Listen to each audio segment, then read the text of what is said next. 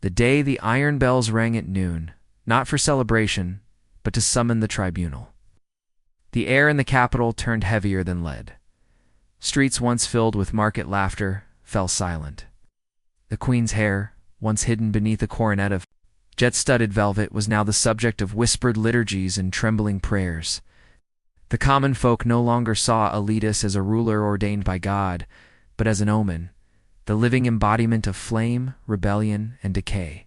Inside the palace, the court split like a wound. Those loyal to Aletys cowered, afraid to speak her name, while her enemies sharpened both knives and scripture. Bishop Eloinpel, skeletal, his voice like crumbling parchment, produced ancient scrolls, claiming that every kingdom burned to ash had once crowned a red-haired queen. He cited the fall of Ys, the madness of Queen Urshala, of Ruthane, and even the whispered firestorms of Antioch. The serpent coils thrice, he proclaimed, and the third queen shall bring not rule but ruin. His eyes gleamed with fanaticism, and none dared question him aloud. Aletys, meanwhile, stood in her high chamber overlooking the frozen lake, her breath fogging the stained glass. She wore no crown, no, only a simple gown of morning blue. Her hair, unbraided, fell in waves of blood across her shoulders. She had not slept. Isolde noticed her eyes no longer shimmered with fire, but with fatigue, a soul worn down not by treason, but by centuries of inherited fear. Yet still, she did not flee. "Why don't you run?" Isolde had asked her in a whisper, the night before the tribunal. "You could disappear. Change your name. Let them forget." Aletys only smiled faintly. "Even in exile, I would still carry the fire. They would find me eventually. No. Or worse, find another girl with hair like mine. No, Isolde. Let them try to break me. Let history remember." The tribunal began in the Cathedral of St. Muir, lit not by sunlight but by candelabras dripping black wax. The queen entered alone, without an escort. Every step echoed like a hammer against a tomb. Her accusers sat robed in ivory, but their hearts were ink black. They asked not of her rule, her governance, her treaties, or reforms. They asked if she had ever looked into a mirror during a thunderstorm, if her hair had ever changed color in moonlight, if she bled darker than other women. Aletys answered with calm precision. She recounted the names of her tutors, her physicians, her lineage traced through generations of noble blood. But every answer was twisted, mistranslated by fear. When she said, "I was born under a red sun," they heard, "I was born cursed." When she confessed to dreams of fire, they saw prophecy. And in the back pews of the cathedral, the people listened, heads bowed. Some wept, some clenched fists.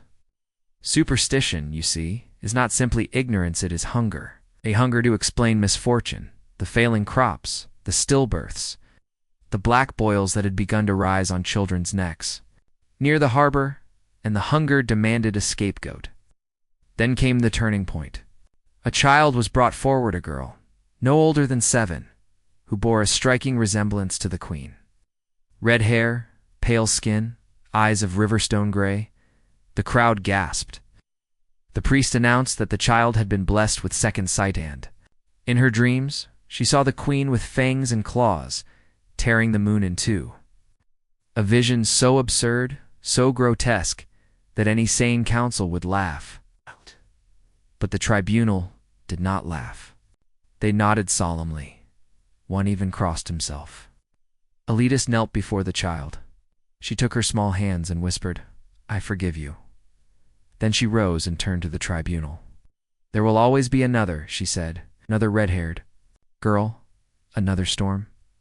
You may kill me, but you cannot kill what you fear." It was a moment etched into every soul present. The silence stretched like eternity. Even Bishop Eloin flinched. Yet the sentence came all the same. She was to be confined, stripped of title, her hair shaved by the monks of Blackroot Abbey, where she would remain in penance until death or madness. When the verdict was read, the torches outside hissed with rain.